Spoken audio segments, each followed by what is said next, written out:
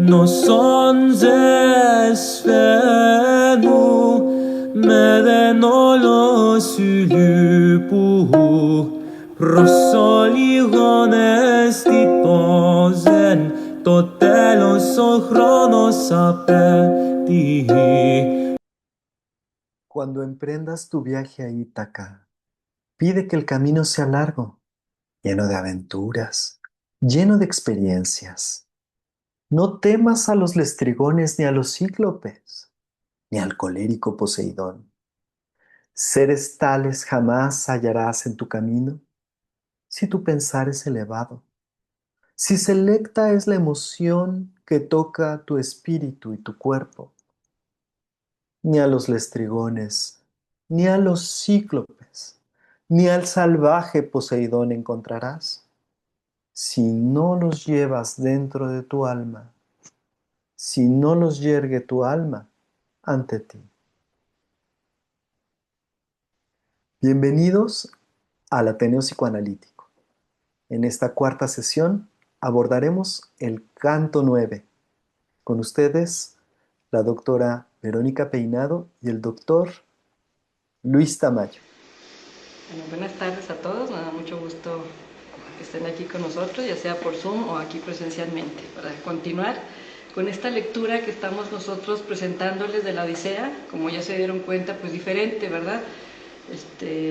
Diferente a la que vamos a escuchar en la mayoría pues de la recepción de la Odisea. En esta ocasión,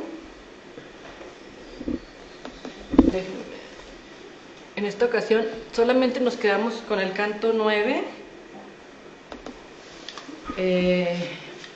Creo que son los cantos que más conoce la gente, ¿no? Es lo que se le llama los cantos del folclore. Lo que les quiero decir es que la lectura, ¿verdad?, que estamos haciendo es ante todo basada en los significantes, que como ustedes están dándose cuenta, ¿verdad?, en el griego hay homofonías, hay etimologías que nos dicen más de Odiseo en relación a esta guerra que él vivió, a los actos que él cometió, a la locura en la que la guerra coloca a los combatientes, a ciertos combatientes, ¿verdad?, no a todos, como también vamos a ir señalando. Y la sesión pasada, sobre todo, nos ubicamos en esta aparición que todo mundo pasa de largo en cuanto a la lectura, que es la estancia con los feacios. Nosotros lo proponemos como el espacio terapéutico por el cual Odiseo tiene que pasar para poder llegar a Ítaca. Y esto solamente sucede una vez que él se arrepiente. Pero bueno, no podemos asegurar ni que Odiseo esos 10 años estuvo en Ítaca, encerrado en su mismo palacio enloquecido, y que los feacios existieron como terapeutas o un personaje ni nada de eso. Solamente estamos jugando con los significantes de lo que nos han mostrado alguien como François Dawan, que se trabaja con un traumatizado de guerra. ¿Okay? Entonces, bueno, en ese sentido, ya vimos que Alcino fue el personaje, el agente de la terapia, el terapeuta, por decirlo de alguna manera. Y entonces así terminamos el canto anterior, el canto 8, diciéndole otra vez: dime tu nombre, tu tierra, tu pueblo, tu ciudad. Esas son fórmulas también, ¿verdad?, que se pedían como una información básica del que llegaba en este contexto de hospedería, de xenia, se dice en griego, ¿no? Y bueno, esta última frase yo les señalaba también la sesión pasada, que no me parece casualidad en este contexto del arrepentimiento, que no solamente quiere escuchar de los aqueos, ¿verdad?, y de los dánaos, que son los griegos con los que iba Odiseo, sino de Ilión, ¿no?, como la ciudad, como el pueblo que fue arrasado gracias a los aqueos o debido a los aqueos, y sobre todo con esta estrategia del caballo de Troya, que terminó por acabarlos. Entonces, bueno, Odiseo con los feacios,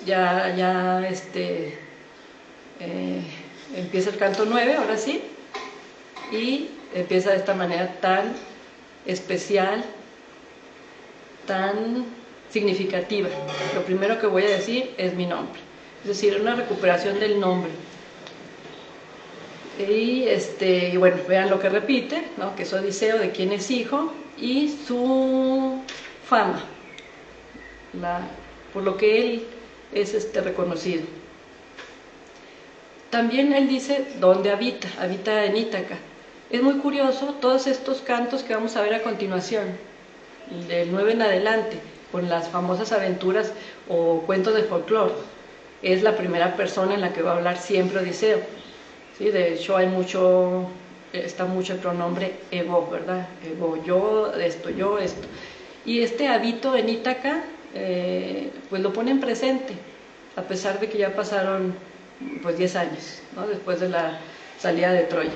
Está en presente. Y entonces, eso me parece interesante como para ubicarnos en esta cuestión temporal de la locura, que se detiene, ¿no? En el tiempo. Por otro lado, la última frase que yo retomo de su atormentado regreso, lo que me interesa ahí mostrar es que él culpa a Zeus de pues de esto de sufrimiento en el cual se han visto envuelto, ¿no? Porque si algo vamos a ver en este canto es este conflicto entre dioses, entre Zeus y Poseidón. Y entonces aquí Odiseo nos está diciendo, pues fue Zeus, es Zeus, ¿no? El que ocasionó que yo esté así como estoy, el dios más poderoso. Así inicia el canto 9. Ya cambié. Siguiente, esto ya lo habíamos visto, nada más para retomar. 10 años en Troya, saliendo, son 3 años vagando, y esos 3 años son los cantos que siguen a continuación, del 9 en adelante, del 9 al 14, que se consideran estos personajes fantásticos, mundos transhumanos le llaman, seres rarísimos, fantásticos. Y es lo que se considera el castigo, donde va a recibir el castigo de Poseidón. Y siguen muchas más encuentros. Y luego ahora eso pasan 3 años, luego pasan 7 años con Calipso, que es donde nosotros lo encontramos al inicio de la Odisea, nuestra lectura de la Odisea.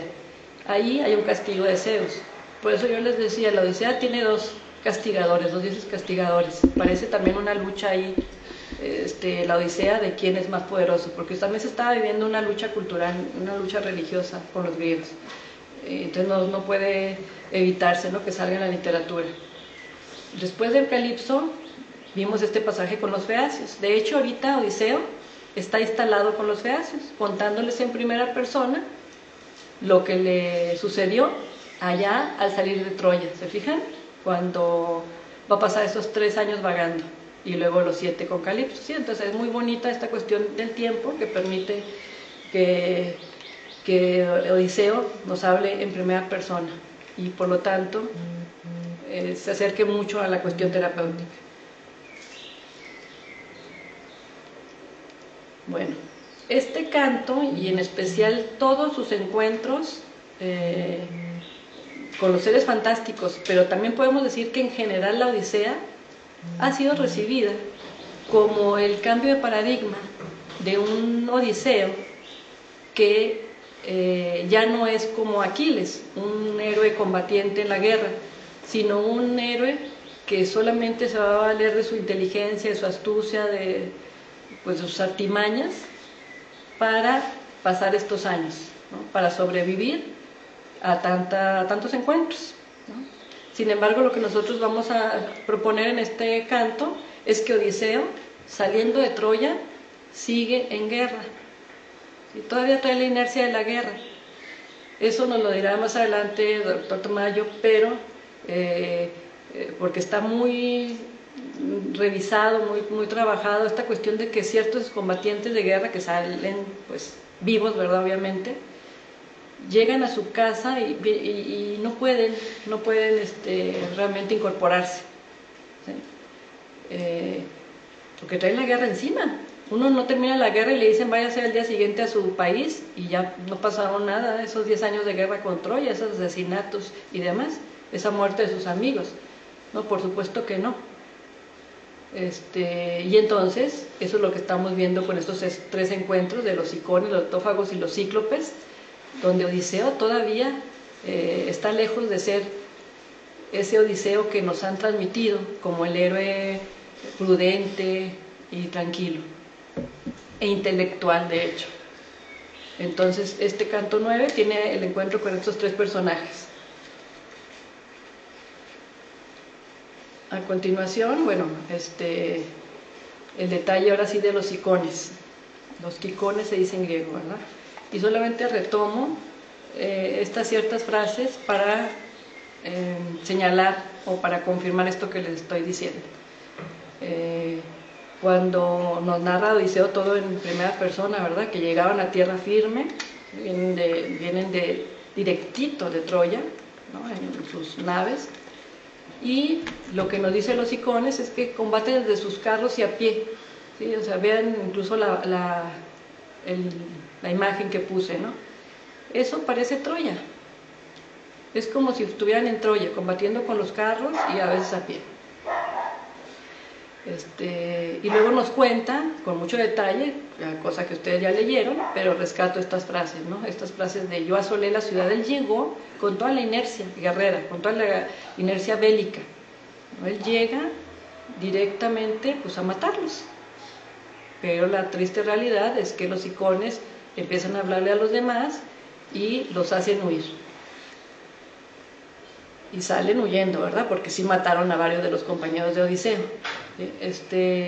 Aquí nos indican alguna nota por ahí, una introductoria de las Odiseas, es que de todos los encuentros fantásticos con seres extrañísimos, los icones son los únicos que tienen una realidad histórica comprobable, supuestamente comprobable, geográfica, histórica, y lo dicen basados en que aparecen en la Ilíada, o sea, una obra de literatura, ¿sí? Y además aparecen como aliados de los troyanos. Eso es muy importante en relación a lo que les estoy señalando. Si para Odiseo, él llega y todos los que están cercanos, ¿verdad?, de Troya, pues le representan todavía su momento de estar asolando la ciudad de Troya, la ciudadela, y a sus aliados también. O sea, él no llega a preguntar si lo pueden recibir bien ni nada de eso, ¿no? Él llega a matar. Y bueno, como les decía, los significantes van en este sentido, ¿verdad? Los quicones, sus raíces quicus, que significa fuerza o energía. Y en relación al verbo, fíjense qué interesante, ¿no? Esta acción de hacerlos huir, de ponerlos fuera del camino, ¿no? De donde estaban, ¿no? Que los hacen huir.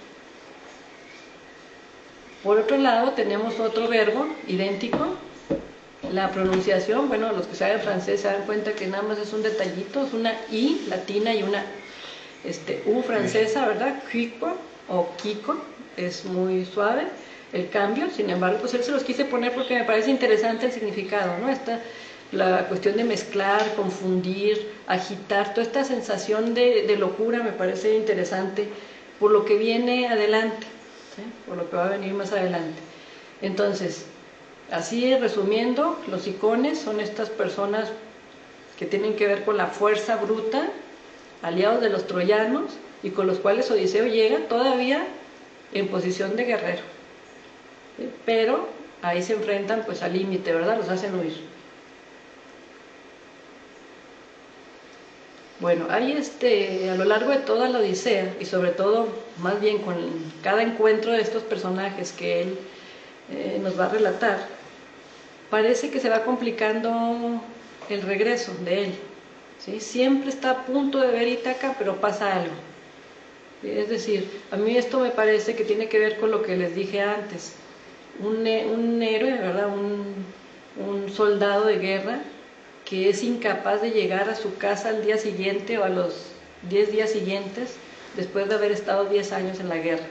Si no, no es tan fácil, ¿no? Entonces ahí hay como una especie de sabotaje, ¿no? De él mismo, porque vamos a ver en otros cantos cómo hasta se queda dormido. Entonces, como si no quisiera llegar, ¿sí? Y aquí mismo lo dice, después de salir huyendo los icones que mataron a varios de sus compañeros, dice, estuvimos a punto, ¿no? Se embarcaron, estuvieron a punto ya de llegar a Ítaca, prácticamente la vieron, Pero bueno, pues las olas no lo permitieron, ¿no? Ni los vientos del norte lo permitieron y los echaron otra vez hacia atrás. Y entonces llegan con los lotófagos. Ahí yo puse otra frase que más bien la va a decir cuando llega con los cíclopes, ¿no? Que los compañeros le ruegan que pues ahí hay un monstruo, que se vayan, y él dice que pues no quiso hacer caso, se quiso quedar, ¿sí? A pesar de las consecuencias que pudiera haber ahí. Entonces, bueno, ya estaba a punto de llegar a Ítaca, pero no pasó, y entonces más bien llegó con los lotófagos. Esta es muy conocida, ¿verdad? Estos pasajes, estos encuentros, estos personajes. Si se dieron cuenta, la cuestión de los icones y la cuestión de los lotófagos se narra en dos fragmentitos. ¿Sí? El canto básicamente está dedicado a los cíclopes y a Polifemo en especial. Pero son breves y sin embargo han sido transmitidos durante pues, siglos estos personajes. Los lotófagos, dice Odiseo, ¿verdad? Que mandó, ahí sí, más precavido. Sí vamos viendo obviamente una cuestión más precautoria de parte de él, más cuidadosa, y manda a ciertos compañeros, ¿sí? Acuérdense que salieron supuestamente de Troya, vienen de regreso 12 naves con Odiseo, y entonces manda a unos a ver qué tipo de, dice qué tipo de seres viven ahí, ¿no? No va a ser que no sean ni humanos. Y entonces nos cuenta Odiseo que ellos pues no eran unas personas agresivas que quisieran matar a sus compañeros, sin embargo tenían otra, digamos, otra estrategia, que era darles de comer las flores de loto. ¿Sí? Y con eso los compañeros estaban felices y ya no quisieron regresar donde estaba Odiseo y todas las demás naves a avisarles qué tipo de personajes vivían ahí. Entonces, no solamente no querían regresar, sino ya no querían regresar a Ítaca, se estaban olvidando del regreso. ¿Sí? Otra vez esta cuestión. Por un lado, medio sabotaje, autosabotaje de no regresar a Ítaca cuando ya la están viendo a unos cuantos kilómetros, y por otro lado, esta cuestión de los lotófagos, aludiendo al olvido de regresar, ¿sí? A la posibilidad.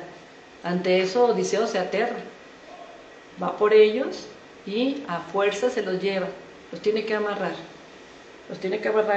en los bancos, dice, de las naves. Ahí están las frases: fagoi, da comer, lotoi, la testai, en los tu, olvidándose del regreso. Si ustedes se fijan, tienen la misma raíz, lot y lat, o let, ¿sí? Los verbos en griego cambian de vocal las raíces, y sobre todo los verbos irregulares, ¿verdad? Entonces literalmente los lotófagos son los que comen loto, flor de loto.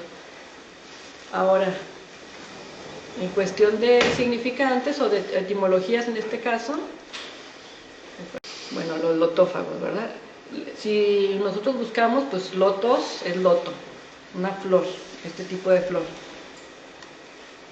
Sin embargo, fíjense, el verbo, hay un verbo derivado del sustantivo loto, que es lotizo, que significa tomar flores, o sea, flores en general, pero también significa tomar para sí, ¿sí? Y lo más importante, se hace la relación de que son los lotófagos los que comen, la flor de loto, se olvidan de todo, en este caso del regreso, tiene que ver con este verbo lanzano, el tercer puntito, ¿no? Dice lete, leto, el verbo original es lanzano, porque así son los verbos irregulares, ¿verdad? Que significa olvidar. De ahí se ha hecho esta relación, ¿no? Que la flor del loto es la flor del olvido. Sin embargo, miren, también ahí hay una frase que dice, esa de hoi antinon eidar edusin, o sea, que comían, también se dice edusin, es comer, fago también es comer, pero ahí no dicen flor ni flor de loto, loto, dicen antinon, o sea, la flor en general, comen flores. ¿Sí? Que sea en específico la de loto, se relaciona con el olvido por el verbo lantano. ¿Sí? Entonces, la cuestión aquí es que hay el peligro inminente de que sus compañeros se olviden del regreso. Y por lo tanto, pues también él, ¿verdad? Así que corre asustado pues por ellos, a recogerlos y a llevárselos. Después de eso, nos da toda una explicación Odiseo de cómo va a llegar a la isla de los, más bien a tierra firme, a la tierra de los cíclopes. ¿Sí? Hay todo un rodeo, ¿sí? Como no, una manera de no llegar directamente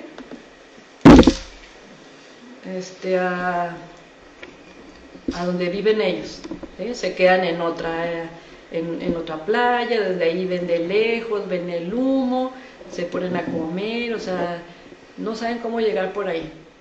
Los cíclopes, ¿verdad? Son estos personajes de un solo ojo, gigantescos ellos, monstruosos también. Ahí les pongo en principio pues el significado de su nombre, Kiklops, ¿no? Que vendría de Kiklo y de Ops, ojo o vista, círculo o redondo. Aquí vamos a ver, igual que más adelante con Circe, este significante de lo circular, de dar vueltas, estar en vueltas. En este caso, señalado en el ojo, ¿verdad? Un ojo redondo, dicen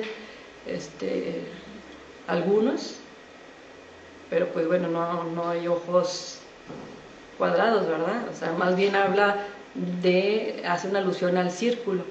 También, bueno, que me parece que es lo más importante, la cuestión circular ahí. Pero bueno, aquí están las características que el mismo Odiseo describe desde el principio. Todavía no los ve, pero ya sabe quiénes son los cíclopes. Y todas las características, los elementos que estamos viendo ahí, en general, ¿verdad? Porque lo fue detallándolos, pues, es que ellos son totalmente incivilizados. Eso es lo importante.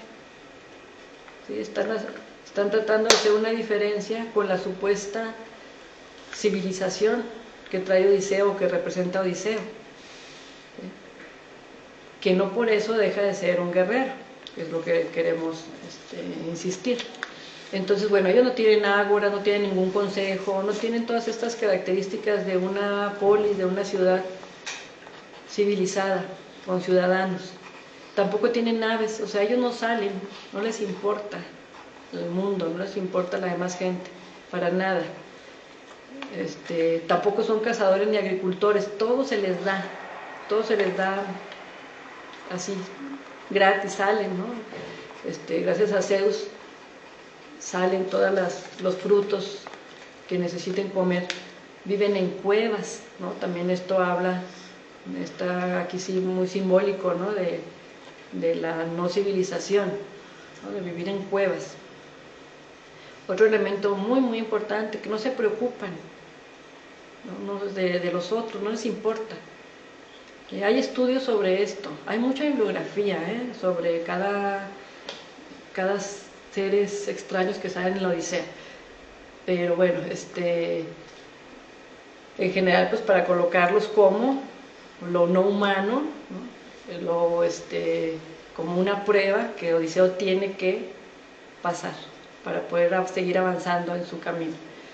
No se preocupan unos de otros, dice uno de los artículos, pero sí les importa su propia familia. Es decir, si ustedes se acuerdan más adelante cuando aparecen los otros cíclopes a los que les habla Polifemo, esos cíclopes supuestamente vivirían en cuevas, eso sí, acompañados. Entonces Polifemo ya es el extremo, fíjense, aquí me detengo para hablarles de esto, del cambio de paradigma que les he estado mencionando. Se ha transmitido que cada uno de los pasos que da Odiseo en el encuentro con estos personajes, él da muestra de estas características, ¿no? De la inteligencia, la astucia y un refinamiento también. Es decir, un hombre civilizado llega ahí. Por ejemplo, esto del refinamiento, fíjense, una cosa muy simplona, si podemos decirlo así. ¿En qué señalan este refinamiento? En una cosa tan simple como el vino. ¿Por qué logra emborrachar Odiseo a Polifemo, porque es un salvaje que se toma el vino todo solo, así solo, directo, de derecho, decimos el tequila, ¿no? En cambio, los seres civilizados, todos los griegos, dividían, mezclaban el vino con agua. Se supone que por una garrafa de vino le ponían 12 de agua, o sea, muy diluido realmente. ¿Sí? Entonces era una muestra de civilización, de refinamiento. ¿Sí? Entonces son esos elementos que sirven para decir que estamos ante un cambio de paradigma heroico. Aquiles, el bruto guerrero, que solamente le importan las armas y matar, y Odiseo, el gran ser refinado, oculto e inteligente.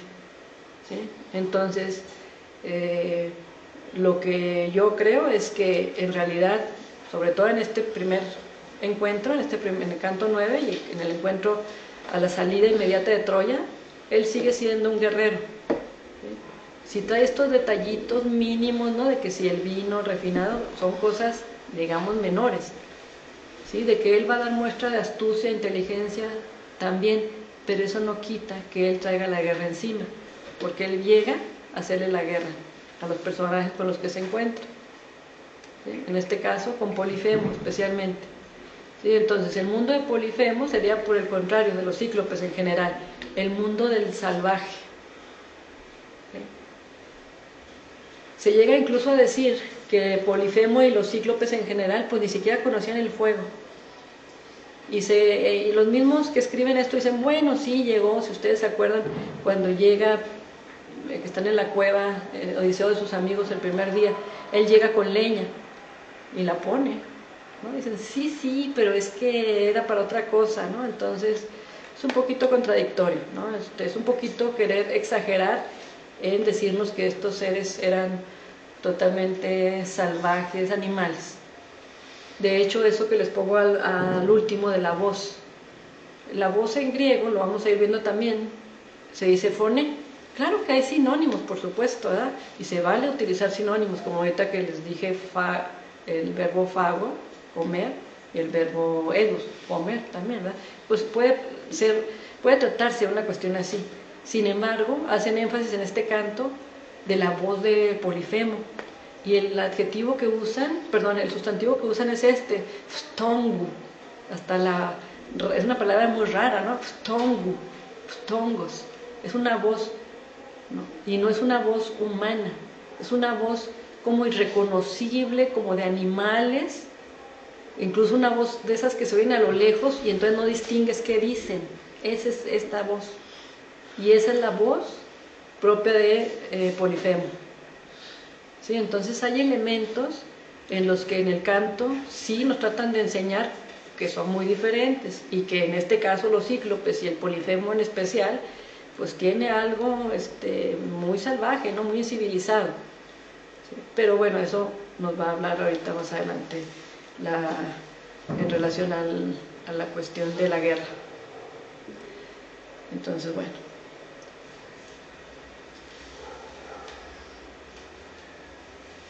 Entonces, bueno, antes, si es un cambio, para tratar de ser más clara, si hay un cambio, si hay un cambio de paradigma en Odiseo respecto a la Ilíada y su héroe que es Aquiles, ¿cuál sería? No necesariamente el del ser culto y civilizado que nos quieren transmitir, sino que yo diría, es el cambio del paradigma tendrá que ver con un excombatiente de guerra que se arrepintió, a diferencia, y por lo tanto no puede vivir con eso, y no puede llegar a Ítaca nada más porque sí, a diferencia de alguien, por ejemplo, como Menelao, que en realidad fue el causante de la guerra, y él llegó tan a gusto con Helena, la otra causante de la guerra, y llegan perfectamente e incluso tienen otra hija. ¿Sí? Hay muchos tipos de humanos, ¿no? Que van a la guerra. Estos grandes generales llegan sin ningún arrepentimiento. Agamenón, lo mismo. Agamenón llegó a su tierra también él iba como si nada. Sin embargo, pues a él lo mataron, ¿verdad? Su esposa y el amante. Pero aquí, si hablamos de cambio de paradigma, no me parece que tenga que ver con el de un mundo en guerra y un mundo civilizado, sino más bien de un hombre que viene de la guerra y se arrepiente de eso. Bueno, ahora sí, ahora el detalle. Este canto no solamente es de los cíclopes, sino en especial de Polifemo en especial, ¿no? Bueno, ahí les pongo para iniciar pues el nombre, Polifemos. Polifemos, el adjetivo poli o polis significa mucho, ¿verdad? Como políglota. Y femi, pues también ya lo vimos con los feacios, femi significa hablar o decir. Entonces uno puede traducir también eso, y de hecho así se entiende también, como el que habla mucho, el de muchas palabras, y también como el muy renombrado, o sea, como en pasivo, del que se habla mucho, por lo tanto muy famoso, ¿sí? Y también charlatán, porque habla mucho, es decir, así son las etimologías, ¿no? O sea, uno utiliza los dos significados y se pueden utilizar en los dos sentidos, ¿sí? El que habla mucho y también del que se es hablado. ¿Y qué nos dice Odiseo de él? Esto, que era un hombre monstruoso. Más que monstruoso, es como gigante. Esa es la palabra. Ahí está abajo, se las puse, peloron. Es la palabra que usan. Y eso sí, aunque no cazaba, sí apacentaba los rebaños. Eso siempre esa es su característica. También va a aparecer mucho ya la característica, su cualidad de vivir solo. Si los cíclopes en general no tienen contacto con los demás, Polifemo es el extremo, se los decía. Entonces ese es uno de sus elementos. Aquí se va viendo también esta cuestión de la soledad, de estar apartado. Y bueno, tenía estos pensamientos extrañísimos. Sin embargo, cuando llegan ellos a la isla y directamente se meten a la cueva, porque él no está, ¿verdad? Él salió a buscar leña y a apacentar a sus rebaños. Es cuando los compañeros le dicen a Odiseo pues que se vayan, que tomen los quesos que están ahí, las cosas que hay ahí, que se vayan. Y ahí empezamos a ver a un Odiseo pues como extraño, ¿verdad? Como muy guerrero. Y dice, no, o sea, yo quiero verlo. Lo quiero verlo, quiero conocerlo, ¿no? ¿Qué tipo de monstruo es? Incluso esa es la justificación. Aunque le tienen miedo, ¿sí? Quieren conocerlo. ¿Por qué le tienen miedo? Por su voz, ¿no? Porque la escucharon de lejos y porque está gigantesco. Entonces, sí le tienen miedo, y aquí, al revés con los lotófagos, que es Odiseo el que va y le jala así directamente a sus compañeros para llevárselos y que no se les olvide el regreso, aquí es al contrario. Él se quiere quedar y los compañeros, obviamente, como es lógico, pues se asustan, ¿no? Y se quieren marchar ya, pero Odiseo extrañamente dice que no, él lo quiere conocer. Bueno, entonces empezamos a ver las características del Odiseo, que ha salido de Troya apenas hace unos días, y el Odiseo que empieza a tener estos encuentros, no sabemos si imaginarios, pero donde da muestra de ciertas características de él, ¿no? Con las cuales se le conoce, de hecho, esta palabra dolos, ¿no? Que nosotros usamos también en español, que la usamos un poquito diferente, ¿verdad? Porque dolos en griego es el engaño, las trampas que se usan, ¿sí? Los engaños. Lo vamos viendo desde el primer encuentro de Odiseo con el cíclope Polifemo, ¿sí? Cuando él llega a la cueva y les pregunta, como es lógico en los encuentros entre un extraño a una tierra, ¿sí? Con los que viven en esa tierra, con los habitantes, se le pregunta quién es. Y La respuesta de él es que él viene de luchar con el ejército de Agamenón. El Agamenón ese que es tan famosísimo por destruir las ciudades. Sí, o sea, él no es, ¿no? Ni por matar a muchos, él no, Odiseo no. Es Agamenón el que es muy famoso por eso. ¿Sí? Entonces, ahí pues está diciendo la verdad. De alguna manera, no hablo de la culpa, sino de la verdad de que viene con Agamenón de una guerra. ¿Sí? Y luego, aquí hay una relación interesante que hizo el Polifemo. Dice, ¿y ustedes qué? Son piratas. Esos piratas que andan errantes, ya sea poniéndose en peligro su propia vida o matando a otras personas. ¿Sí? Y ahí les pongo la relación. O sea, los piratas, el verbo alontai, vagando, ¿sí? Que es lo que le va a pasar a Odiseo, ¿verdad? Con el castigo. ¿Cómo lo ve este cíclope a Odiseo, a ellos en realidad, como piratas? Como ya seres errantes, ¿no? Que están poniéndose en peligro y poniendo a los demás en peligro. Y bueno, ¿qué contesta él? Dice, no somos piratas, somos aqueos. Venimos errantes desde Troya, ¿sí? Aunque han pasado apenas unos días, ¿verdad? Y culpan a los vientos otra vez, pero ya están yendo hacia su casa y otra vez vuelven a introducir si Zeus lo quiere, ¿verdad?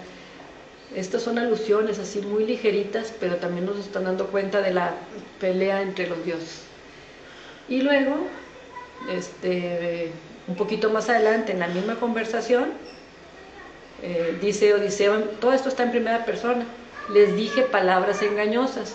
Palabras engañosas usa la palabra doloisin, palabras engañosas, y les dice, Poseidón me destrozó la nave. Eso es muy curioso, porque efectivamente eso es lo que va a pasar, pero todavía no ha pasado.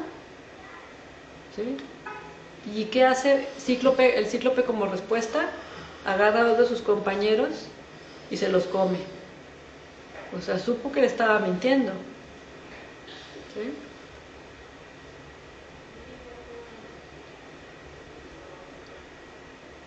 ¿Qué otra cualidad se le atribuye a Odiseo? Pues la inteligencia, la mentis se dice en griego, ¿no? La inteligencia. ¿Eso cuándo lo vamos a ver? En el momento en que Odiseo se empieza a comer a sus compañeros, ¿no? En la noche se cena uno, se duerme, en la mañana se desayuna a otros, y sabe que la noche va a llegar, los encerró en la cueva con una roca. Entonces dice Odiseo, pues hay que planear algo. ¿Sí? Y vean los verbos que usa. Yo meditaba la venganza. ¿Sí? Todos estos verbos de reflexión. Debo deliberar cómo salir. Ahí no lo puse en primera, pero todo está hablándolo en persona. Entretejió toda clase de engaños y planes. Entretejer, ¿sí? Tramar, ¿no? Este verbo también que tiene que ver, pues sí, con la inteligencia. ¿Sí?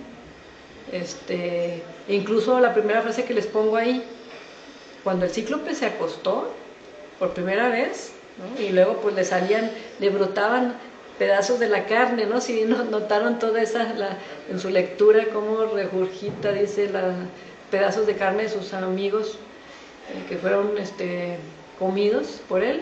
Dice, lo que él quería era sacar la espada y pues atravesarlo. Pero así como en la Ilíada, Atenea, ante el mismo pensamiento de Aquiles, lo detiene, ¿no? Para que sea prudente, pues aquí también. ¿Sí? Porque tonto no es, ¿verdad? Odiseo no es tonto, sabe que no puede con ese gigante. Y además por otra razón muy importante. Dice, ¿quién nos abre? Si yo lo mato aquí, ¿quién abre la roca? Y aquí nos morimos todos. ¿Sí? Entonces él está meditando. ¿Sí? Entonces se le ocurre, ahí dice, se trataba de mi propia vida. Se le ocurre que va a agarrar una estaca que anda por ahí o un palo y lo va a hacer filoso para poder enterrárselo, ¿no? Y hace un símil ahí también muy interesante con un mástil, ¿no? De una nave que va a atravesar el río, el mar, va a atravesar el mar. Entonces, claro, eso es un Odiseo que está pensando. De hecho, eso siempre también ha sido Odiseo. aún en la guerra. Y luego, otro ejemplo más, ¿verdad? O otro elemento más que sirve para indicar que Odiseo pues es un hombre muy astuto, muy inteligente. Y tiene que ver con el nombre. Después de que pues ya se comieron a dos de sus compañeros en ese primer encuentro, y le vuelve a preguntar el cíclope Polifemo. Ahora sí, por segunda vez te pregunto, ¿quién eres? Es decir, no lo engañó cuando le dijo, pues venimos náufragos porque nos destrozó la nave Poseidón. ¿Sí? No se la creyó, y la respuesta fue comerse a dos amigos. Entonces le vuelve a preguntar, dime quién eres. Y entonces viene este famoso pasaje, ¿verdad?, del nombre de nadie, que le dice Odiseo, y se los puse ahí en pues el diálogo, ¿no? Nadie es mi nombre. Nadie en griego se dice utis, compañero. ¿Sí? Y entonces el cíclope escucha y dice, está bien, a nadie me lo comeré al final. Obviamente pues a Odiseo, a sus amigos y a nosotros pues nos da risa, ¿no? A nadie me lo voy a comer. Pero después de que al día siguiente lleva a cabo su plan y sí le entierra la estaca quemada, bueno, con fuego, ¿no?, y logra cegarlo y se vuelve un poquito loco de dolor, le grita a todos sus compañeros cíclopes que sí vienen a ver qué, y le preguntan a Polifemo que por qué grita, ¿no? Entonces viene esta escena. Dice, ¿acaso alguien se llevó los rebaños, o alguien te está matando? Ahí dice tis, ¿verdad? Tis significa alguien. Y si se fijan, el utis de arriba, la palabrita u en griego significa no, es nuestro adverbio no, ¿no? Entonces nadie literalmente es ninguno, ¿verdad? No alguien. Y entonces, ¿alguien se está llevando tu rebaño o qué? Y él dice, utis me mata, nadie me mata. Y entonces pues ellos se ríen, dice, pues si Metis te ataca y estás solo, es imposible escapar de la enfermedad de Zeus. Pero fíjense cómo, qué curioso, si Metis te ataca, ya no dice si utis, porque Polifemo dijo utis, Odiseo dijo utis, Polifemo dijo utis. ¿Y por qué dice Metis los otros cíclopes? Porque hay dos formas de decir lo mismo en griego, ¿no? Tis significa alguien o alguno, y u significa no, y me significa no. O sea, son dos adverbios idénticos. Lo curioso es que le contesten con el otro, es muy raro. Si Metis te ataca, entonces es imposible escapar de la enfermedad de Zeus. La enfermedad de Zeus es la locura. O sea, creen que está loquito el Polifemo, ¿sí? Porque a ellos les da también extrañeza la frase, si no es que risa. ¿Sí? Y entonces, ¿qué pasa? Fíjense lo que hace Odiseo. Mi corazón rompió a reír, o sea, se burló. Ajá, la famosa soberbia, ¿no? Pero además dice eso, ¿no? Cómo los había engañado mi nombre y mi inteligencia. Y fíjense cómo se dice inteligencia, se dice metis. O sea, lo engañó mi metis, mi nadie también. Y presume, además. Entonces, bueno, ahí les pongo también el nombre, se dice ónoma, porque es un elemento muy importante, ¿verdad? Ahorita, este es un pasaje que se ha interpretado como, les decía, como una muestra máxima de la habilidad para engañar de Odiseo, de la astucia para salvarse. ¿Por qué? Dicen, porque pues no le dijo su nombre verdadero, ¿sí? Y entonces no puede sospechar quién es. ¿Y qué importa que sospeche quién es? Bueno, más adelante nos podemos enterar y entonces comprender que había un oráculo que decía que Odiseo iba a matar al cíclope.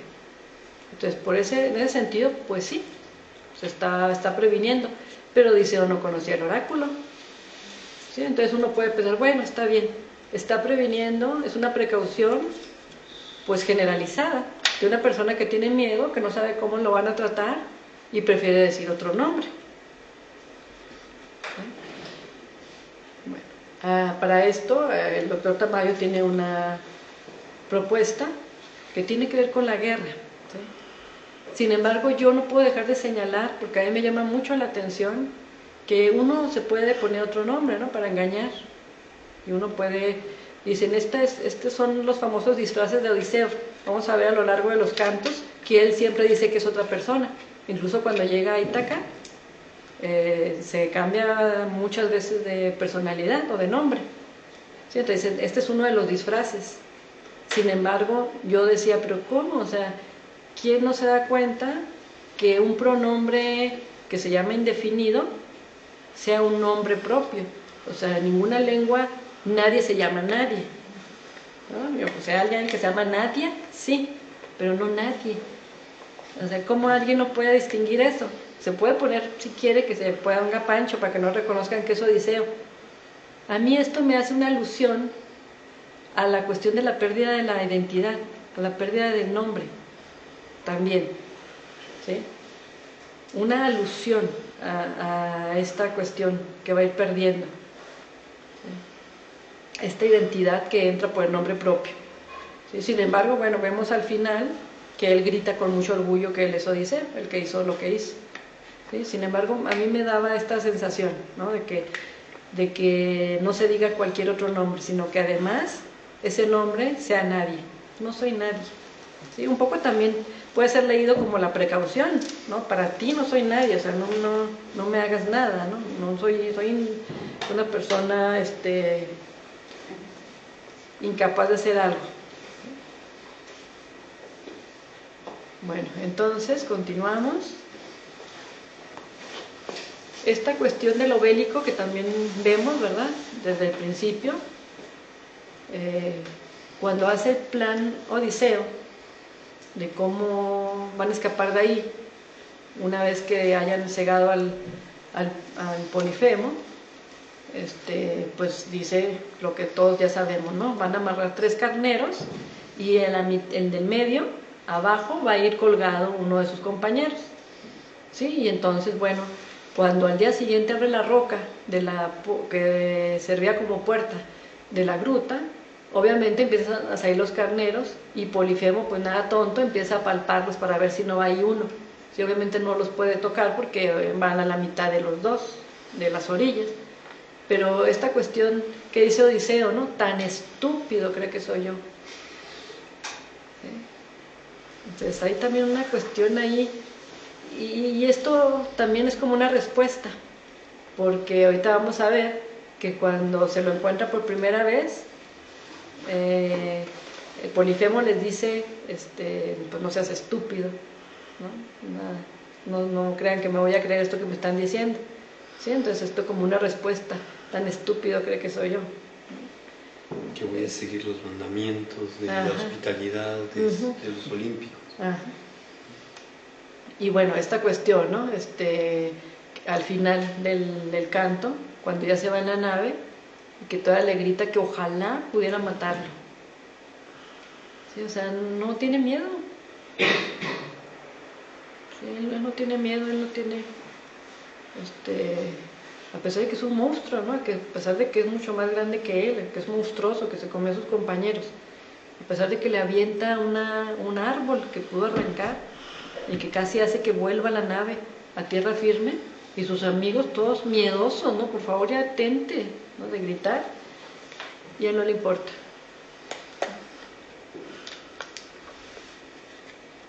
Y bueno, ahí viene esta soberbia, ¿no?, que decíamos ahorita. Esta cuestión de la locura, que se los he dicho en varias ocasiones, como castigo divino, ¿no? Los griegos pensaban que toda locura de los humanos provenía de los dioses y como un castigo por haber hecho algo. Eso que era hecho era un acto de soberbia, ¿sí?, que es precisamente lo que va a decir Odiseo en esta frase. No solamente le dice que ojalá te hubiera matado, ¿no?, y hace que reaccione enojadísimo atrayendo la nave, sino que se alejan un poquito más, dice, pero suficiente para escuchar, y le grita esta frase. Si alguien te pregunta quién te dejó ciego, diles que fui yo, que fue Odiseo. Aquí les puse toda la frase para que vieran, ya fueran viendo de una vez las palabras en griego. Fíjense, quedarse ciego es alaomai o exalaomai, la que está ahí entre paréntesis, y arriba ceguera, alaotuin, o sea, la raíz es alao, ¿no? Alao, eso es cegar, ¿no? Entonces si alguien te pregunta quién te cegó, dile que yo te cegué. Fíjense además, Odiseo, cómo se dice a él mismo, Poliportion, ¿sí? Lo que hemos señalado, el destructor de ciudades. Y bueno, que tiene su casa en Ítaca. ¿Por qué lo señalo? Porque este acto de soberbia va a traer el castigo de Poseidón, ¿sí? Esta súplica a Poseidón que le hace el cíclope Polifemo a su padre, ¿no? Del cual ya presumió, ¿verdad?, que era hijo, y al cual le pide venganza por esta afrenta de Odiseo.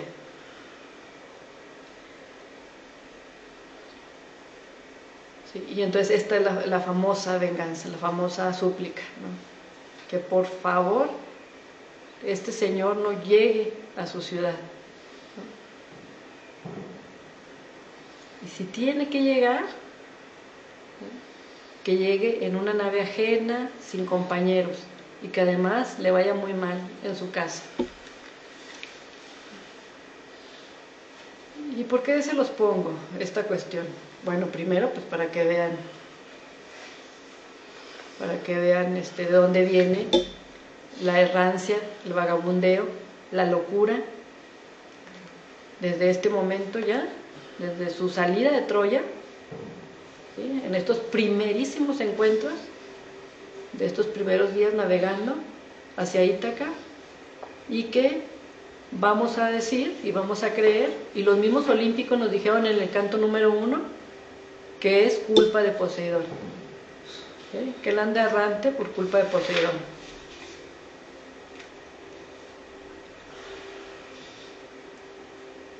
Si de verdad soy tu hijo, ahorita les digo por qué. Entonces, bueno, ahí viene, ¿no? Ahí está clarísimo. Y bueno, el castigo de Poseidón, fíjense que lo que tiene que ver con los significantes, ¿no?, con las palabras, con las resonancias.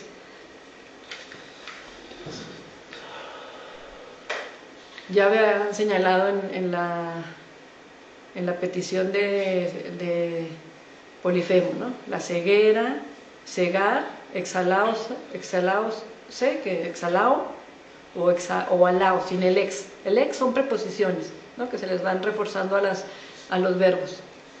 Y vean el de abajo, alaomai. ¿Se fijan? Es el mismo, prácticamente el mismo.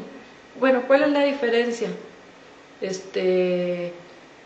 se fijan, la O es diferente, lo que les decía. Exhalao es una O doble. Y alaomai, el de abajo, es una O breve. O sea, es un matiz para nosotros imposible ya de pronunciar, ¿verdad? Sin embargo, aún en las lenguas que son de este tipo, de largas y breves, pues es bastante tenue, ¿no?, la diferencia fonética. Entonces, Odiseo lo ciega, y su castigo lo ciega alao, y su castigo es andar errante, que se dice alao. ¿Sí? O sea, se la regresa, ¿no?, en la misma homofonía, para decirlo de alguna manera. ¿Sí?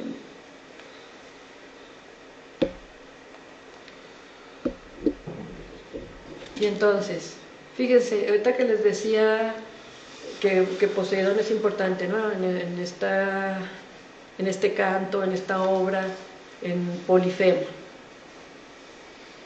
Cuando Polifemo se encuentra, ¿verdad? Por su primer encuentro con Odiseo, dice esta frase que les mencioné ya hace un momento, ¿no? Cuando Odiseo le suplica, dice, por favor, vengo como suplicante, ¿no? En nombre de Zeus, porque Zeus era protector de los suplicantes, pues que me des que me des xenia. Xenia es, como les decía, este acto de recibir a los extranjeros de manera honorable, ¿verdad? Y entonces, en nombre de eso y de Zeus, lo pide Odiseo. Y Polifemo le responde, estúpido, ¿me ordenas respetar a los dioses? Los cíclopes no les importan, ni Zeus, ni los dioses felices. O sea, ellos no le tienen miedo, ¿no? Hay una cuestión ahí. Y bueno, lo vuelvo a decir, nosotros somos mucho más fuertes, le dice Polifemo a Odiseo, ¿no? Y yo no te voy a perdonar ni dejar con vida por miedo, ¿no?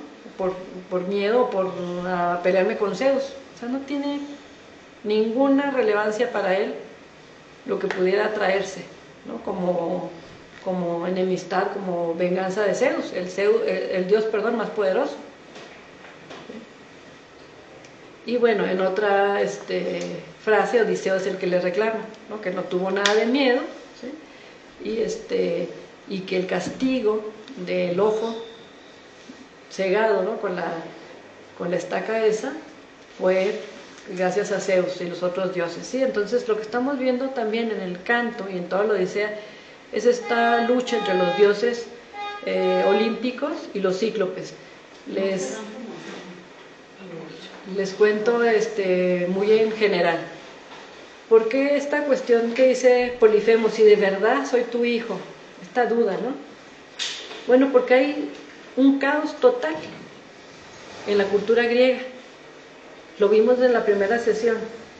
Este mundo griego naciente, donde surge la idea de la Odisea, es lo que se le llama la época arcaica de Grecia. Previa a esta época hubo siglos que se les llamó la Edad Oscura. 5 siglos de Edad Oscura. Ahí pasaban muchas cosas. ¿Qué pasó antes? Pasó la guerra de Troya. Estábamos en la cultura micénica con Agamenón. Estaban todos esos reyes que vemos en Troya. De repente desaparece realmente la arqueología. Sabemos que ahí estuvieron, por eso lo sabemos ahora, pero desaparecen del plano, ¿no? De la realidad. Y solamente se tienen 5 siglos, ¿verdad? De una época llamada oscura. Sin embargo, estaban pasando cosas. Estaban pasando cosas que se estaba gestando la Ilíada y la Odisea, que no es poco, ¿verdad? Que hablan de hechos históricos de mucho más atrás. ¿Sí? Bueno, yo les decía que hubo invasiones. Hay quien dice que realmente no son invasiones, son migraciones, ¿sí? Pero hubo varias. Hubo jonios, pues los aqueos y los dorios famosos.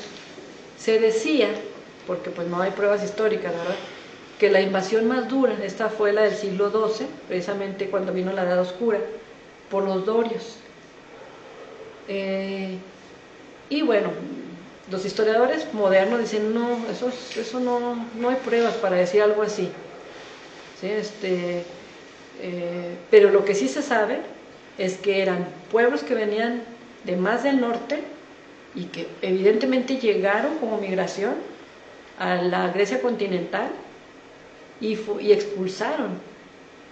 Y también hay otra cosa que se sabe de los dorios, y es que era gente muy salvaje, gente muy poco culta, por decir, y que se dice, ¿verdad? Eso digamos que hay historias ahí en la literatura y en la filosofía también, que se dice que en este caso los conquistadores, es decir, los dorios, fueron conquistados por el refinamiento de una cultura que ya existía, ¿sí?, de los aqueos y de los jonios. ¿sí? Estos que están en la Ilíada. ¿Sí? Entonces, pero bueno, finalmente se hizo toda una mezcla. En esas migraciones o invasiones fueron, como se los dije también, llegando dioses indoeuropeos, pero ya había dioses también, los que vivían ahí, que no se llamaban griegos, les digo, tenían nombres de diferentes grupos humanos ahí en ese territorio griego, pues sus dioses eran diferentes. Había dioses marinos, dioses que tienen que ver mucho con la naturaleza, como pasa en muchas culturas, ¿eh? Estos dioses antropomorfos son los indoeuropeos, ¿sí? O sea, no eran los propios. Entonces pasó de alguna manera como pasó aquí en México, eso que se le llama la conquista religiosa, ¿sí? Sin llegar a ser obviamente una religión como la católica, como la cristiana que llegó aquí, ¿no? De libro sagrado ni nada de eso. Sin embargo, hubo lucha, porque finalmente es ideología, son creencias, ¿sí? Entonces, ¿cómo obligas a alguien que cree en ciertas divinidades a que de repente crea en otros, que además son seres hechos a semejanza del hombre? Seres que, pues como ya lo vimos en el cuento de Ares y Afrodita, eran infieles, borrachos y mil cosas más, ¿sí? Entonces, después de Homero, llega un hombre que se llama Hesiodo. De hecho, se cree que son contemporáneos. Y Hesiodo sí, directamente escribe, a diferencia de Homero, cuya épica es oral y que se escribe más adelante. Hesiodo sí escribió directamente obras. Una de ellas se llama la Teogonía.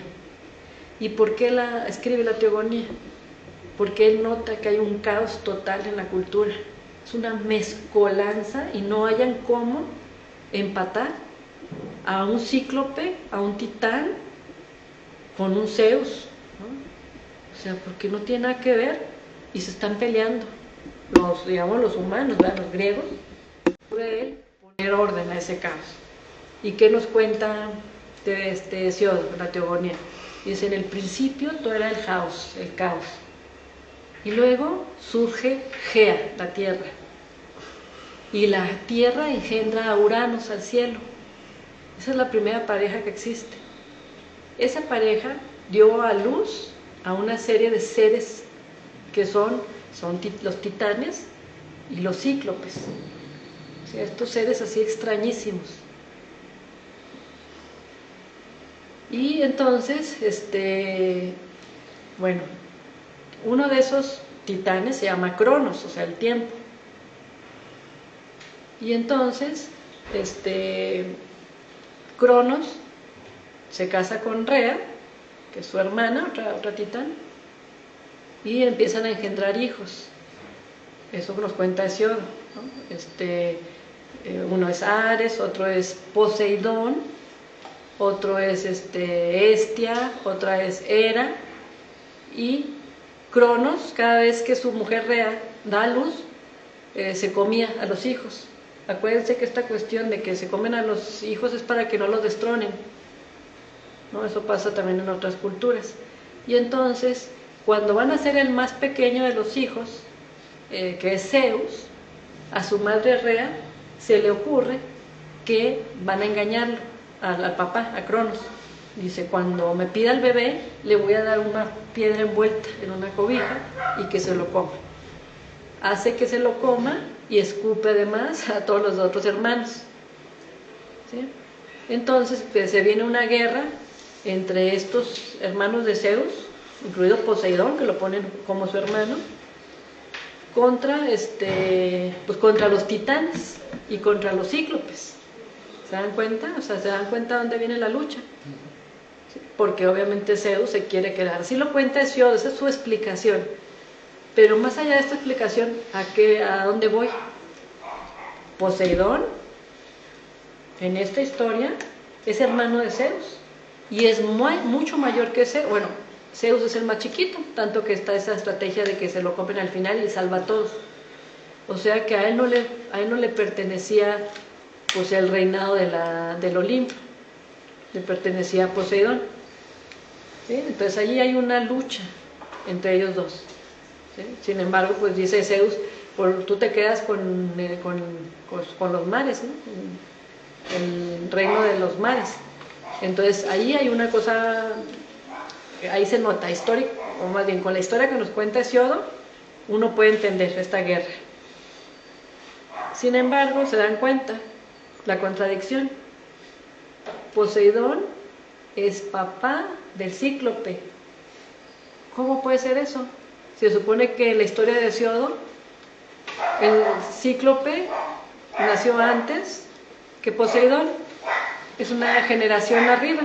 ¿Se dan cuenta el caos total? Y así como nosotros estamos, es un caos total, ese caos se percibe. Se percibe que lo estaban viviendo los griegos. Y no se puede evitar que salga la literatura. ¿Sí? Entonces, aunque en la Odisea, al inicio, en la asamblea dicen, Poseidón es el que tiene castigado a este hombre, pobre, saquémoslo ya, aprovechando que está fuera de aquí. Y aquí, en este canto, el Cíclope nos deja ver que es Poseidón el que lo va a castigar, y entonces va a andar errante. Lo que vamos a ver ya muy pronto es que el castigo más grande, por lo menos en cuestión temporal, proviene de Zeus. ¿Sí? Pero pues le están haciendo creer a Poseidón que él también tiene mucho peso, ¿verdad? ¿Sí?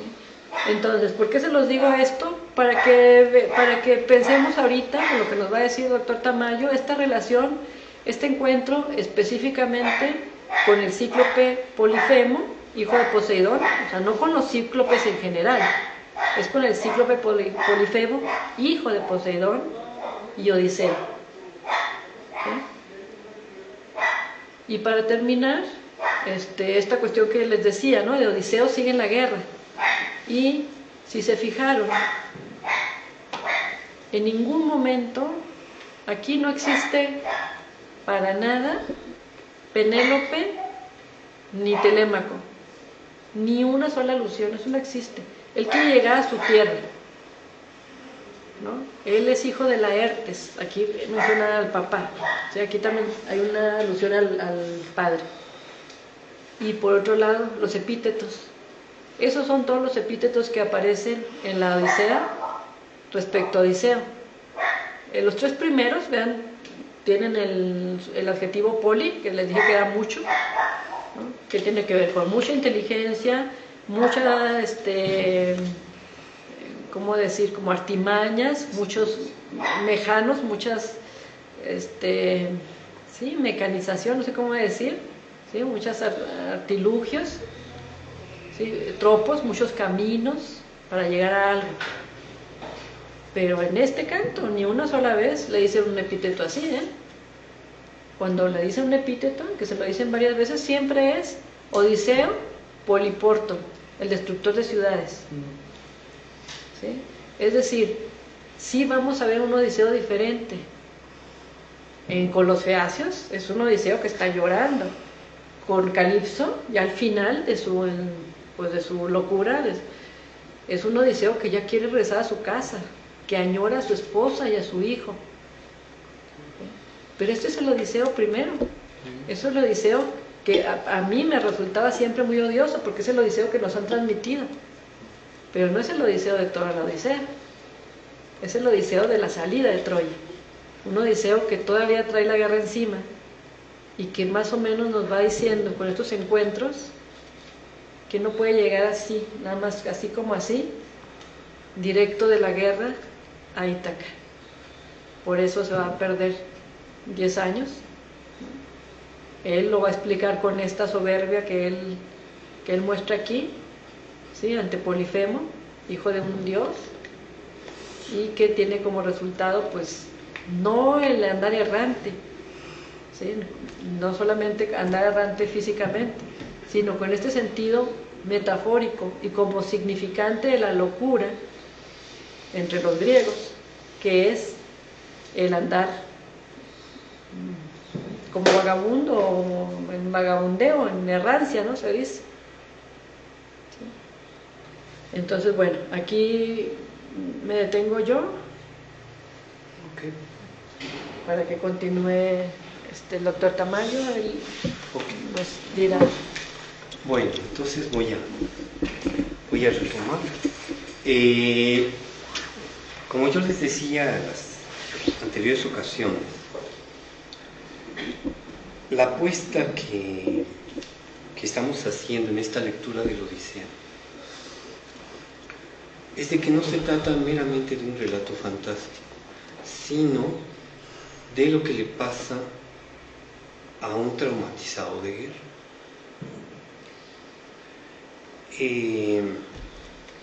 Este canto en particular,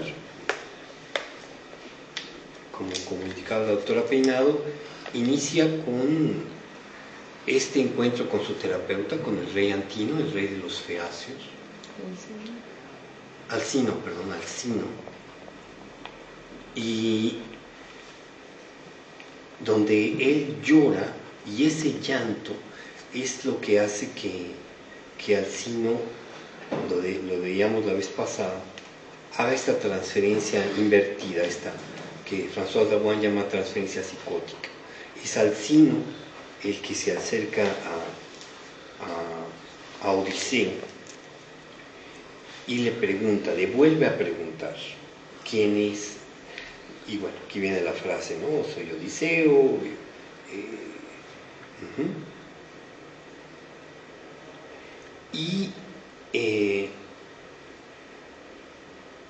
Y entonces comienza una narración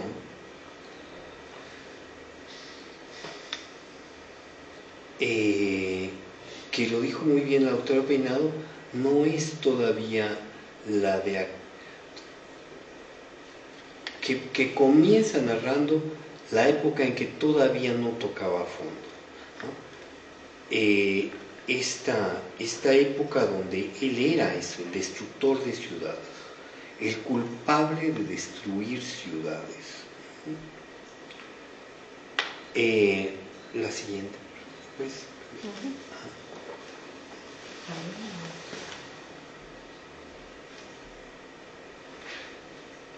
Ok, entonces llega primero con estos fuertes, con los icones famosos. Aquí tenemos un Odiseo que sigue en la guerra. Estos eran aliados de los troyanos, entonces sigue haciendo la matanza. Mata y también le matan a su gente. Es la continuación de la locura de la guerra, ¿no? Seguir matando y huyendo, porque eran fuertes. Entonces, una manera de decir no los vencimos es tuvimos que escapar.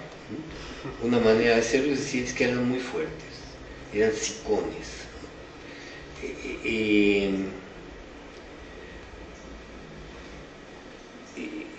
Reitero, es todavía un Odiseo que sigue con el envión de la guerra de Ilion, de la guerra de Troya. La siguiente.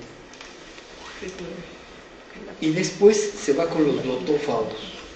Este es un episodio extraño. Un guerrero que llega con otro tipo de pueblo, que en vez de hacer la guerra, los glotófagos no eran aliados de los troyanos y por tanto no responden haciendo la guerra, sino los inducen a olvidar, los inducen a pues quedarse ahí, ya olvidarse de dónde venían. Esto no es extraño en la guerra, muchos soldados se quedan a veces perdidos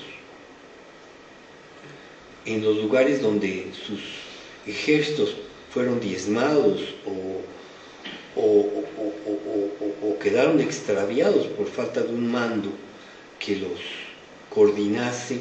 Si pensamos en las diversas invasiones que ha sufrido nuestro país, pues sabemos que hubo grupos de europeos que se quedaron en el Bajío mexicano, cerca de Michoacán, cerca de Puebla, etcétera, y que formaron comunidades. Nueva Italia, por ejemplo, en Michoacán era era una nueva Italia. Estos fenómenos de soldados que se olvidan y se quedan y que nunca regresan, es algo que ocurre en la realidad. Me parece que este episodio con los lotófagos es una manera de decir que esto pasa y que no me extrañaría que también pasase entre esas naves que se perdían en ese enorme mar. Para nosotros nos parece pequeño el mar Mediterráneo, pero para ellos era el mar. Y que sin buenos sistemas de navegación era realmente muy sencillo perderse. Y bueno, pero Odiseo los recoge a su gente y a la fuerza los regresa.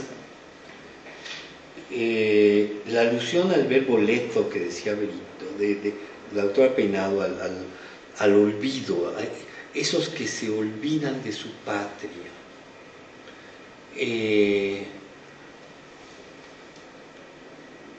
Podríamos decirlo de otra manera, esos que hacen de su patria el lugar donde tienen trabajo, tienen comida.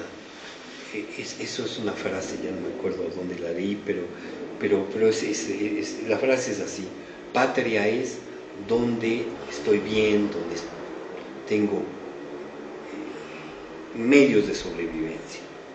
Piensen en cuestiones muy originarias, en una humanidad que era nómada y que un momento dado, en sus momentos iniciales, y que hacían patria donde podían prosperar. La siguiente, cuando obviamente el canto se centra en el episodio de los ciclos, porque es de una enorme riqueza. Piensen aquí en el soldado que llega y es capturado. ¿Cómo consigo al que me captura? Estoy en un momento de la historia en la cual el otro era un bárbaro. Aquí acuérdense la famosa frase de Antonin Artaud, esta de los griegos aprendimos a llamar barbarie a lo que no entendemos, porque los griegos llamaban bárbaros a los que a los que no hablaban griego, a los que balbuceaban, barbar. Entonces, Polifemo, el de muchas lenguas, el de muchas palabras, el salvaje, se puede leer como una alusión a aquellos que hablan otra lengua a la mía, a aquellos que no son civilizados, que no siguen las reglas que cualquier griego por hospitalidad tenía que seguir. Él llega exigiéndole a un bárbaro que actúe como griego. Es absurdo, absurdo. Entonces, por supuesto que no lo va a hacer, ¿no? Son alusiones a... pero lo curioso es que estos bárbaros eran más fuertes que los griegos. Por eso lo capturan, ¿no? Ahorita hacía referencia la autora Peinado a los dorios. Hay un autor que se llama Miguel Morey, que escribió un libro que se llama Del mito a Lobos, un catalán, donde habla que precisamente a esta época, en esta llamada Edad Oscura, cuando los dorios, es lo que él dice, invaden la Hélade, invaden Grecia, un grupo mucho más salvaje, sin ni siquiera dioses claramente planteados, o sea, un grupo de salvajes, pero eran más fuertes, y los dominan, y se imponen sobre ellos. Miguel Morey dice que fue un momento de catástrofe, porque se revelaron sus dioses como de baja calidad, pero aquí, para mí, lo que este episodio cuenta es lo que le pasa a un soldado cuando es capturado. ¿qué imagen me da el que me captura? Que no entiendo lo que dice, Polifemo, que es muy fuerte, que es un salvaje porque no tiene nuestras normas de conducta, no tiene el respeto que nosotros tenemos por la humanidad, ajá, que además, ¿qué quiere decir tener un solo ojo? Si ustedes saben, esto, bueno, hay estudios al respecto, cuando alguien tiene un solo ojo, lo que pierde es la perspectiva. Un solo ojo solamente permite mirar en dos dimensiones. El mundo se hace plano cuando tenemos solamente un solo ojo. Los dos ojos, tener dos ojos nos permite ver un tipo de visión que permite la visión estroboscópica, o sea, permite la percepción de la perspectiva, ¿no? La profundidad. Se puede ser profundo porque tenemos dos ojos. Es otra manera de decir, estos estaban sin leyes, sin perspectiva, es por eso que no tenían, no hacían comunidad. Para hacer comunidad se tiene que tener perspectiva.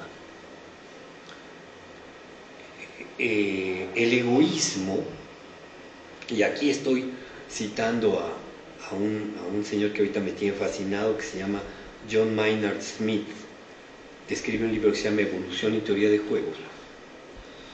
John Maynard Smith, estudiando las conductas de los animales, estudiando etología animal, es un matemático que hace teoría de juegos, dice, la máxima expresión del egoísmo es la cooperación. Porque para cuidarme a mí necesito cooperar con otros. O sea, desde el punto de vista de la especie, la mejor manera de preservarme yo como especie es preocuparme por los otros. Es la cooperación. Y estos salvajes no lo tenían. Eran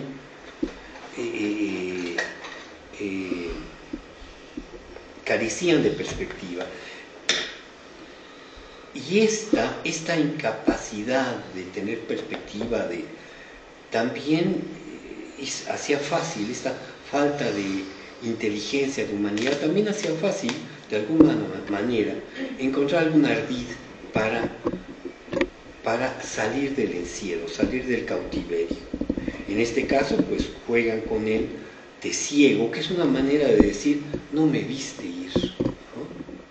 Cocinero que nadie ve, cuando alguien es nadie es la mejor manera de evadir la vigilancia, la mirada persecutoria, ¿no? El poder del otro. Y curiosamente esto termina con un evento de desmesura, de hubris, una vez que ya logré escapar, ahora sí, te reto y te digo, si te preguntan quién te dañó, pues fui yo, Odiseo, el Laértida, ¿no? O sea, es una venganza,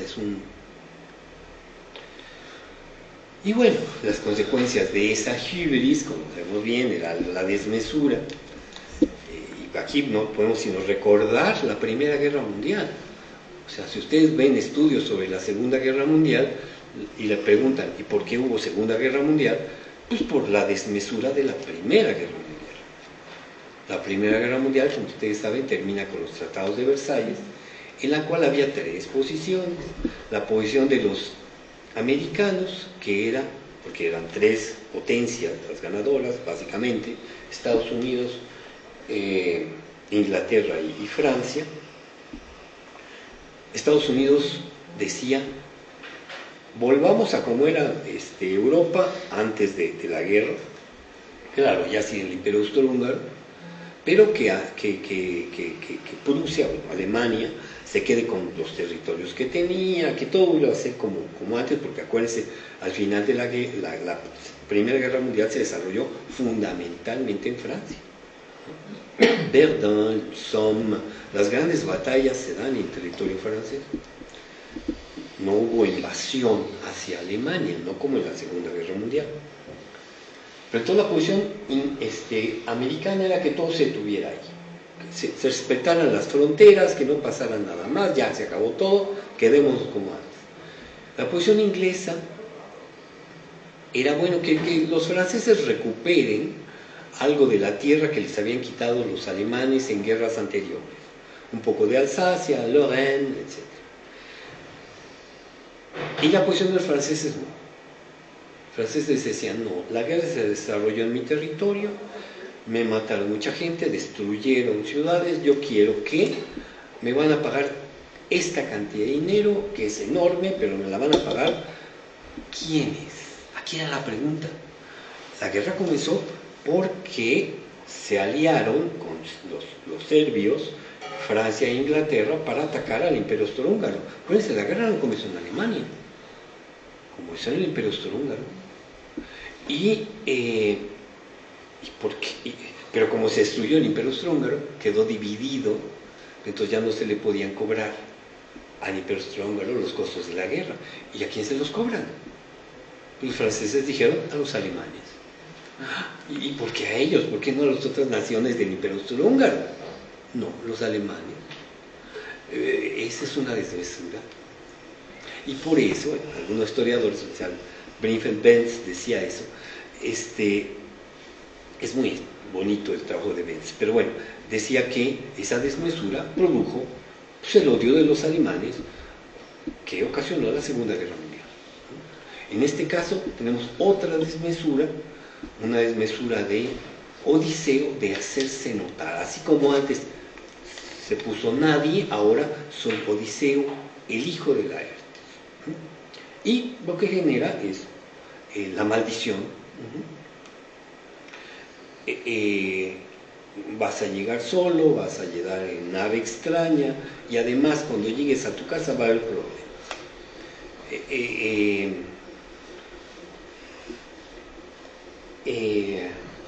Esto, vamos a ver, se cumple a pie juntillas.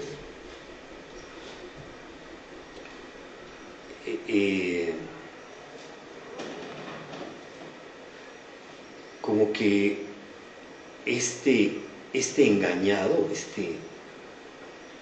este burlado, adelanta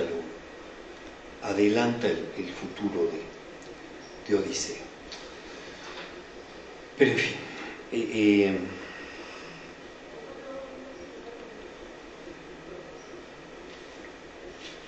desde mi lectura, lo que se presenta en este canto es aquello que le ocurre a un excombatiente, vicisitudes del final de la posición del excombatiente, y vamos a seguir con ellos en los siguientes cantos. Pero bueno, no sé si hay alguna pregunta, comentario. Salirse de la mirada de los otros cada vez va a ser más difícil con las nuevas tecnologías. Sí. Solamente pensar que hace 20 años no había tantas cámaras en la ciudad. Sí. En fin. Sí, no, ahorita ya vivimos, como dicen, el Big Brother, en el gran hermano, que nos vigila todo el tiempo. Eso ya es una realidad en China, por ejemplo, en las grandes ciudades chinas. Aquí todavía no tanto, pero sí es un mundo peculiar ese, al que estamos yendo gracias a la tecnología. Esto que nos daba miedo de las mamás que decían, yo tengo ojos atrás. ¿Cómo? Me dijo un pajarito. Claro. No, por eso agarraba la piata, mataba a todos los pájaros que podía, pero sí, es una.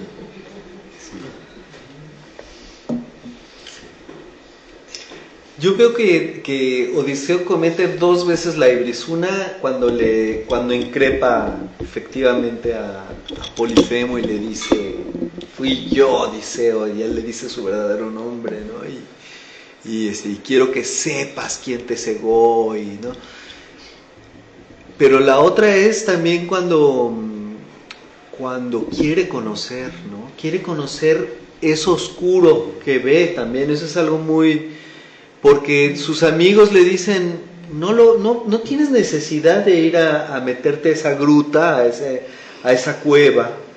Y él quiere conocer, o sea, sabiendo lo monstruoso, ya lo había visto, ya había percibido que era un ser horroroso, terrible, que no tenía maneras, que estaba desnudo, o bueno, no sé si, pero que con todas esas explicaciones de que eran un grupo de entes incivilizados, él, a pesar de que viene de la guerra y viene de la destrucción de las ciudades, él todavía quiere profundizar en esa oscuridad, en ese mal, ¿no? en esa barbarie, ¿no? Es que el hombre es curioso. Sí. O sea, los seres humanos, pues la verdad, muchos, pues somos curiosos. Y claro, a veces no nos va muy bien, pero pues es como una característica, es muy humano el ser curioso. Y la atracción a lo feo, a lo monstruoso, a lo tortuoso. A lo raro, Es el goce de la carne, ¿no? No sé. No necesariamente. Porque tiene múltiples sentidos. Piénsalo en los niños son curiosos. Niño, no te metes ahí, ¿no? O sea, eso no lo debes hacer. O sea, tenemos infinidad de cuentos de eso no debes hacerlo, y ahí va. No solo en el liceo, en muchísimas historias. Pero es un poco soberbio también, ¿no? Los compañeros tienen miedo. Sí. Dicen, ya mejor vámonos, ya vimos dónde vive, vámonos porque ya viene, ¿no? Pero piensa, si no fuéramos curiosos, no habríamos aprendido ni siquiera la agricultura. O a saber qué plantas se pueden comer. Tú te comes, esta ya me mató y esta, o sea, es por ensayo y error, pero si no hay curiosidad, ¿cómo te apropias del mundo? Sabemos que el proceso de la terapia de Odiseo comienza cuando rendido, desnudo, humilde ya, ¿no? Ante la virtud, ante Arete y ante la fuerza del espíritu, se hinca y pide ayuda. Pero aquí está recordando el momento previo. Pero entonces, ya cuando se da la transferencia, entonces Odiseo empieza a hablar, ¿no? Y lo primero, es esta parte monstruosa de él mismo, primero como destructor de ciudades. El destructor de ciudades. El que aparece ahí es el Odiseo destructor de ciudades. Sí. Y después, como profundizar en la monstruosidad, pero ya la monstruosidad, el mal, sin civilización, sin barniz, sin hospitalidad, ¿no? No tiene ni fuego, ¿no? De la hospitalidad. Entonces, ya es el caníbal, ¿no? Que escupe a los hombres, ya es la degradación total, sí. Elisa, por favor, querida. La ibris, la soberbia, objetos persecutores. Desmesura, hubris es desmesura. Sí, soberbio también. Bueno, también se puede leer. La soberbia es desmesura, objetos persecutorios. La guerra interna de Odiseo, después la guerra externa. Y después destructor de ciudades, después destructor del mismo, ¿no? Destrucción de él mismo, la locura. Para después, no sé, reconstruirse, ¿no? Pero antes pasar por esta destrucción de él mismo. No es la guerra interna, la guerra de afuera, y después su propia destrucción. Objetos persecutores. Sí, a partir de la soberbia, porque eso lo vamos a seguir viendo con los siguientes seres con los que se encuentra. Todo lo que le dicen que no haga, él lo va a hacer, a pesar de que le avisan del peligro que eso implica. Esa omnipotencia, ¿no? Yo lo puedo. Sí, de haber destruido una gran ciudad. Él puede todo. ¿Sí? Abel, creo que quieres compartir algo. Sí.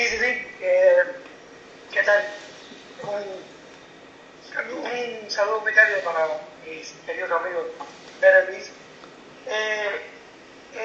Tengo una duda porque en todo el texto, hasta ahora, cuando hemos leído, yo veo que los dioses tienen un trato diferente que estos seres mitológicos.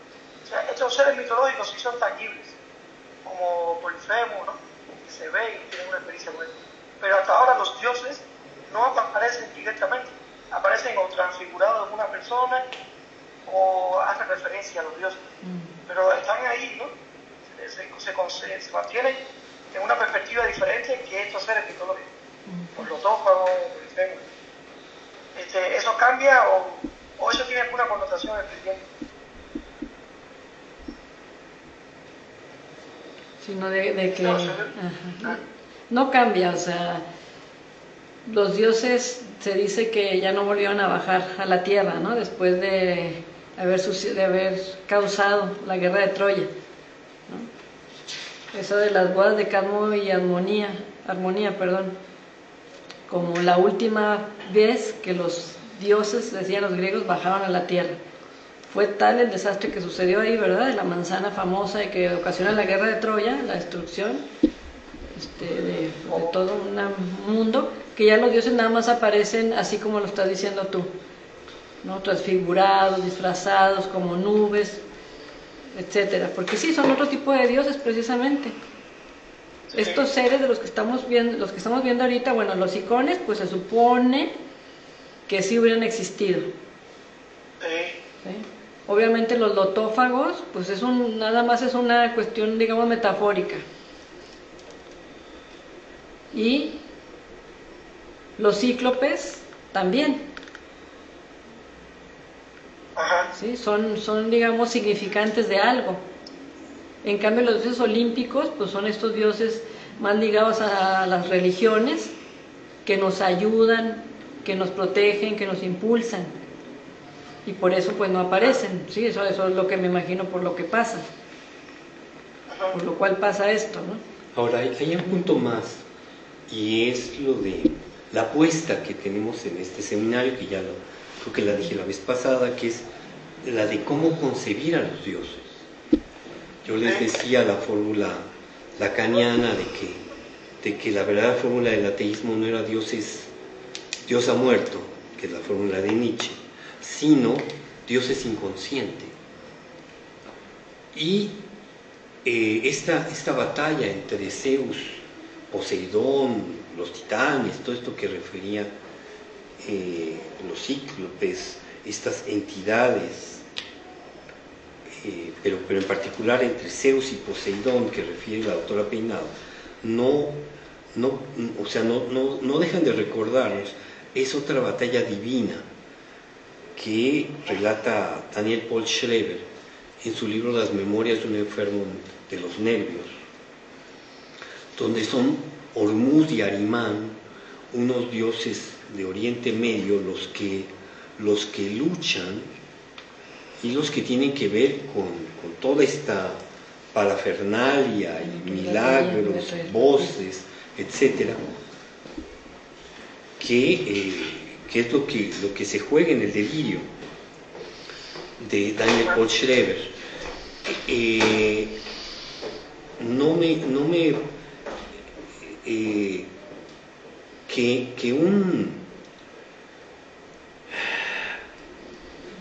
Que una vivencia traumática se traslade a luchas divinas o entre dioses no me resulta para nada extraño. Lo vemos en la clínica y con mucha frecuencia.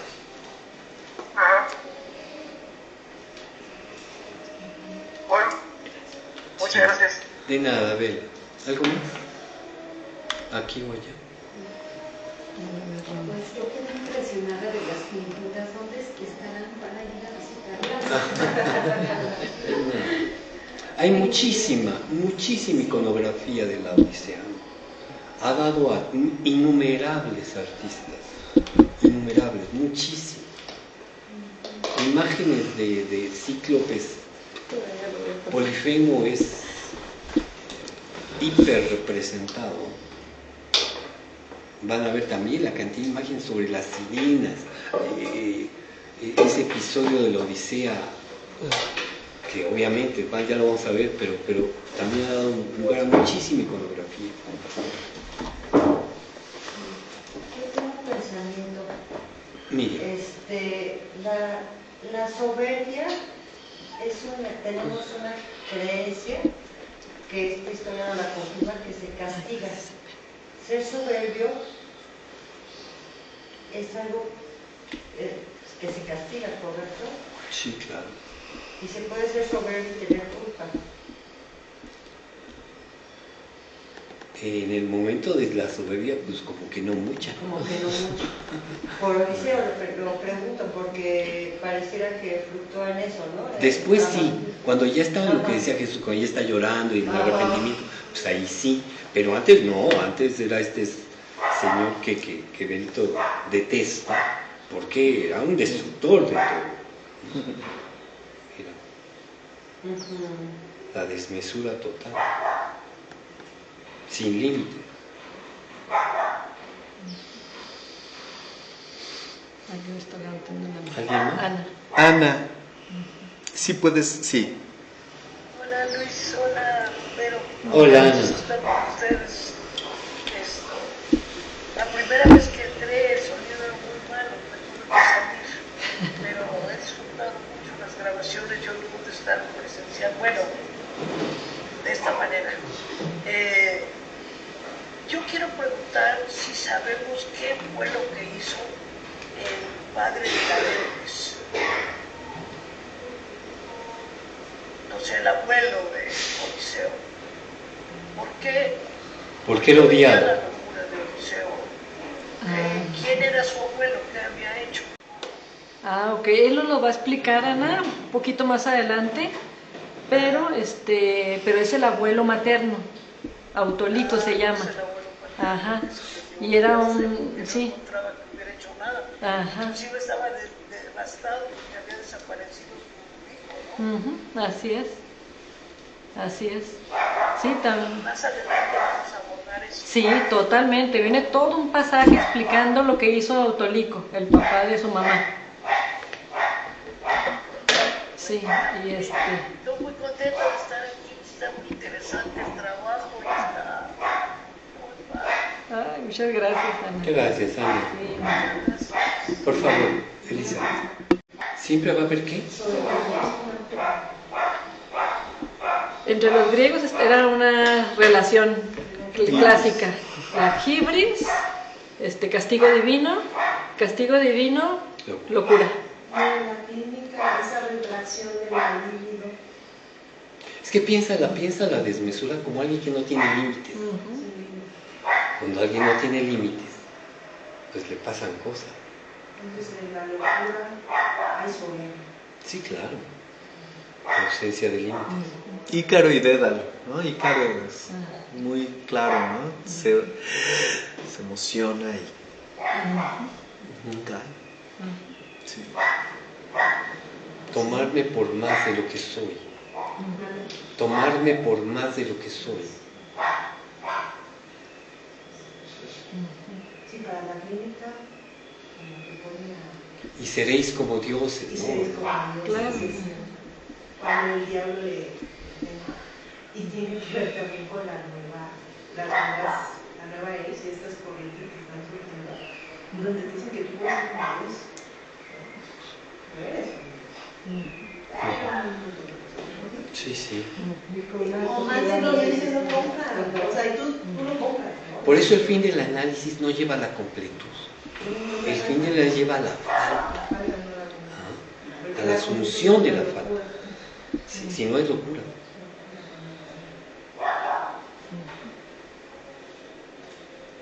Y ahí pueden también notar lo loco de algunas posiciones. Cuando alguna vez se decía, es que el fin del análisis es la identificación con el analista. Imagínense qué cosa más loca, ¿no? Sí. Qué cosa más curiosa se llegó a decir. Pero bueno, esto se puede leer de varias maneras, en fin, no me quiero perder ahí. Pero ya en la vertiente que abre Lacan, el fin del análisis de ninguna manera es ni felicidad, ni completud, ni... No, es carencia. Sujeto tachado. Sí.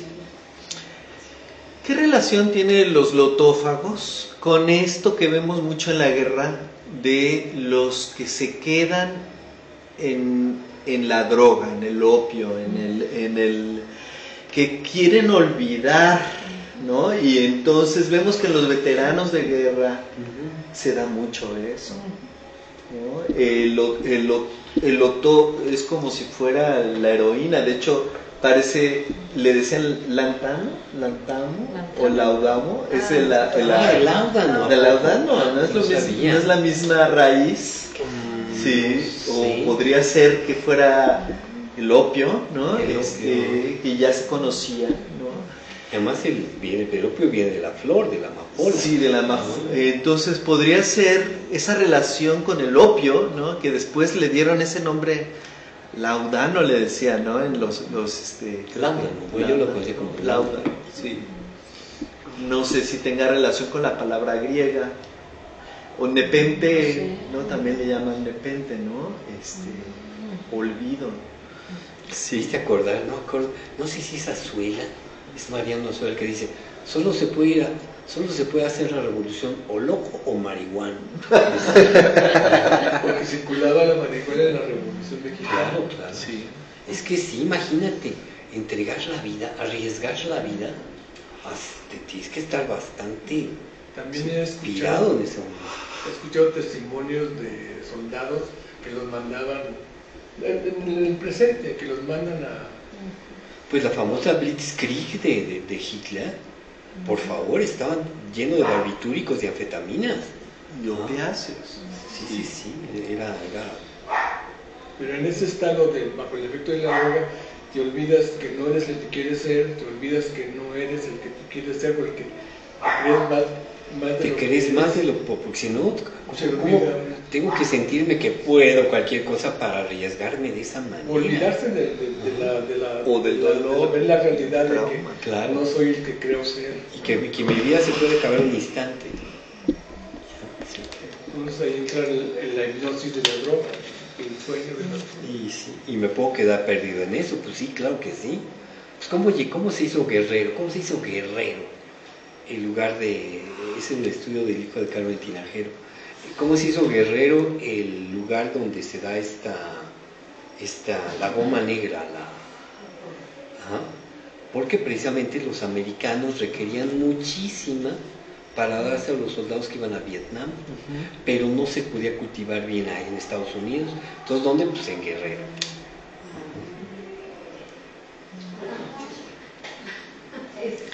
Parece que aquí está Mendoza, Rosario Mendoza. Rosario. Hola, pues, Rosario. Ay, nada más hacer una, no pregunta, sino reflexión de comparar esta locura de Odiseo con lo que nos está pasando día con día, ¿no? Por todos lados. Es decir, los gobernantes pareciera que han enloquecido como Odiseo. No sabemos si son cuerdos, si no, unas batallas así como pérdida de valores y de moral. O sea, regresando a la Odisea, pensar cómo se pierde el límite. Odisea sometió a la cueva del Cíclope y él estaba apelando al derecho de ser un viajero y que lo tenían que alimentar por ser viajero. Es decir, y luego el bueno se convierte en malo, el malo se convierte en bueno. O sea, es una revoltura lo que pasa en cuanto a valores, en cuanto a límites, que en fin de cuentas es esta pérdida de la racionalidad dentro de la Odisea. Pero la vemos diario, la pérdida de nuestras leyes, la pérdida de los gobernantes electos por los narcos como héroes, y bueno,